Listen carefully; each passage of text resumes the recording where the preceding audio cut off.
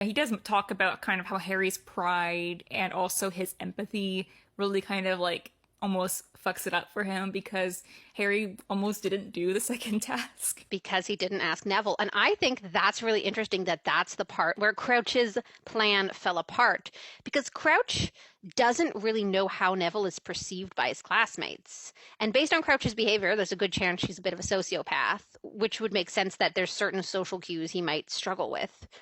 So in his mind, he didn't realize nobody would ask Neville for help because they just don't see Neville as someone who knows valuable things. He was just like, oh, Neville's another Gryffindor who talks to Harry. Harry will figure it out. But not understanding the social structure and like how people view Neville and how Neville views himself, he never imagined that they just wouldn't approach Neville about it, you know? So that's really interesting that like lack of understanding of humanity and social structures is what caused weakness in the plan because that's also similarly what happens to Voldemort very often where like friendships and love and those sort of underlying social bonds are his weakness because he can't plan for them because he doesn't understand them. And that's exactly what happens to Barty Crouch. He makes a lot of assumptions. First of all, that Harry is someone that would talk about his issues.